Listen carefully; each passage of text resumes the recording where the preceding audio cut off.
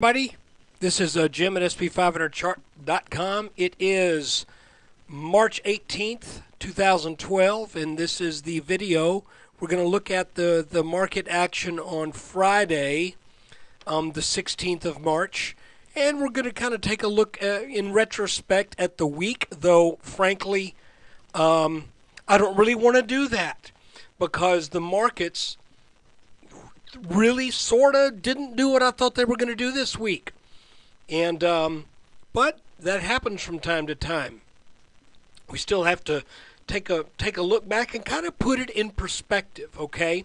So there's some bad things to say about the fact that I thought this week was going to show some weakness, but the good thing is we never really hit a sell trigger. So even though I was expecting weakness, nothing ever said sell. So that's good. But the bad part is I had the direction wrong. But look, before we get started, just need to remind you that the website and the video are for educational purposes only. Nothing stated at the site or in the video is intended to be used as investment advice. I'm just, drawing lines on charts, but you have to draw your own conclusions from your own research. And you have to make investment decisions that are suitable for your personal financial situation, and I'll add, your personal emotional makeup. I'm not a licensed financial professional. I'm just a guy who draws lines on charts. Okay, we're looking at a 15-minute chart. And basically what I was thinking going into the week of the 12th, it looked so good. Everything looked so right with what I was expecting to see happen. And then on Tuesday, it just turned. Okay? What my expectation was that with the break of this blue line back on, when was that? Back on the 6th, and then the week rallying back to back test that line, my expectation was that the market would sell down and test some level of support. That did not happen. Instead, we come up to the blue line, have initial weakness, and then take off to set new multi-year highs. Even to the point of now challenging this top line, which is a pretty clear line of resistance. You can see here going back for a while, we got this line of resistance right here. 1, 2, 3, 4, 5, 6, and now 7 touches on that top line. Our inverse head and shoulders has made its minimum target here at 1378. Okay, funny, that's where the market turned back. And now what I decided to do as we started trading, as we got into the 12th and the 13th, when we started to have this rally here, I thought, let's do this. Let's draw this red line underneath this bottom and this bottom right here, and let's call this a line that would lead us, call it the first shot across the bow that this run may be done. But that line never broke. We did identify this little potential bull flag. In all honesty, however, I thought it could also have been a little double top. But just the same, using this little pattern as these blue lines right here to define this little pattern, on the 14th, I said, let's see which way this thing breaks. If it breaks down, then I think we probably will test these areas of support here. And if those break down, then that would be a sell signal on the break of this red line. But that this looked kind of flaggish, but I couldn't really decide whether it was a flag or a little double top. Turns out it was indeed a bull flag. Broke out, back tested, and now the markets are starting to head up higher. Now, if we look at a 3-minute chart, you can see that there is a clear area of resistance that was encountered twice on a Friday, and that level is right at about right under 1406, or call it 1406. There's a couple things here where what makes this look like this could be a little topping here, but you know, the way this market has been, I'm not quite willing to say that, because you know, this thing just keeps chugging on higher. It can't do that forever. It cannot do that forever. Now, let's go back to our red line.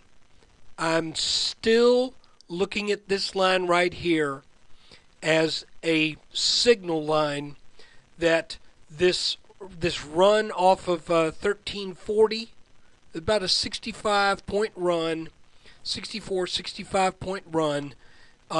If this breaks, then I would say that is the warning shot across the bow that that the market needs to come back and retest some levels that it hasn't tested. As a matter of fact, guys, if you look at this move that took place throughout the year so far, let me back up just a little bit more.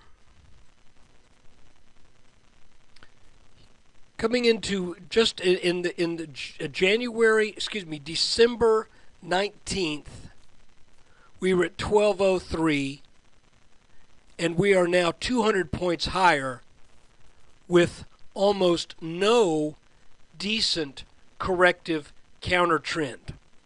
And this still looks to me like a wedge. Okay? So I may be surprised, I may be wrong, but it doesn't look to me like this rally can go on for much longer. But I will say this, if it does continue to go on, well, let me change what I was getting ready to say. If the market were to turn over and come down and back test something that where we would expect some support, even if it's just in the 1370s, okay? If we were to come down to 1374, 1378, something like that, and say, okay, we firm up and then we head up, then I could see this going to the mid 1400s, 1480, 1500. I could see that. But just going from 1204 to 1404 with the biggest thing in the way of a correction being the 1377 to 1344 swoon that we saw back in early March, I just think the market needs to consolidate more. Or what we may be seeing is Joe Retail, if you will, piling in at this late hour, trying to get what they can out of the market. Now that they see, hey, you know, we're getting on up close to those highs, I better get in. You know, that doesn't make good sense, okay? But what my goal is in doing these videos now is to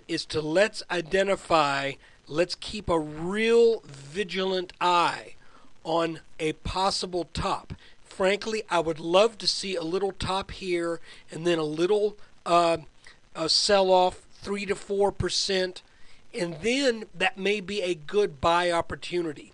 But as this market just keeps on going higher in this what is relatively rarefied air, especially when we have these kind of wedge type patterns that we have to look at and we have to consider the implications.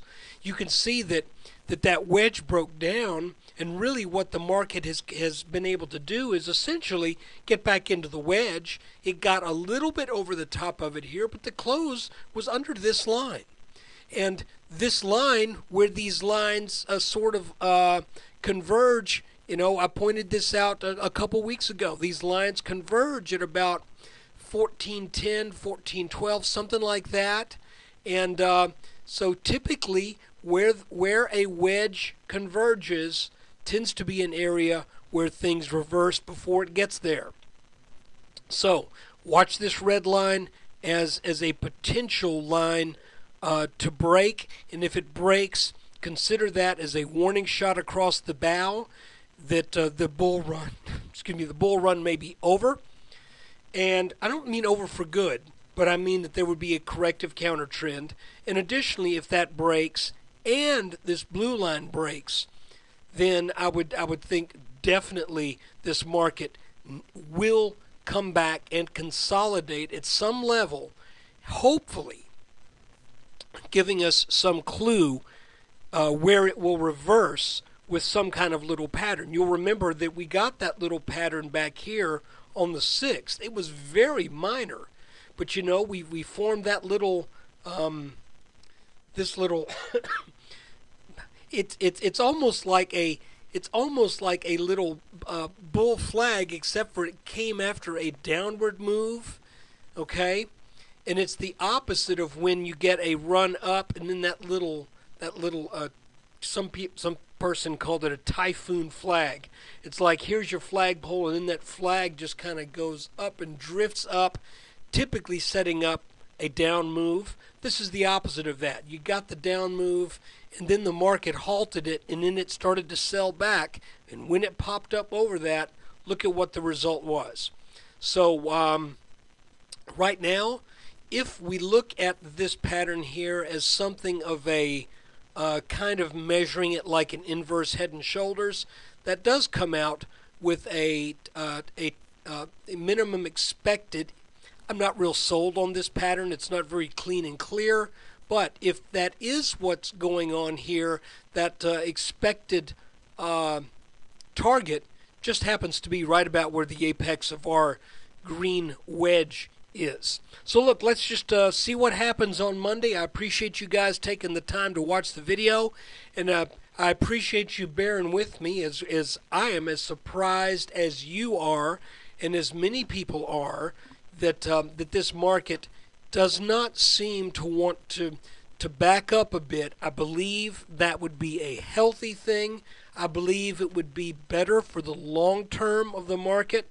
And my fear is if this just plows on up and continues to plow ahead, then they could be setting up something of a bit nastier sequence of events whenever a reversal does hit. In other words, it would be healthier if it ran a lap around the track, took a little time, got a sip of something to drink, and then took off with a renewed head of steam.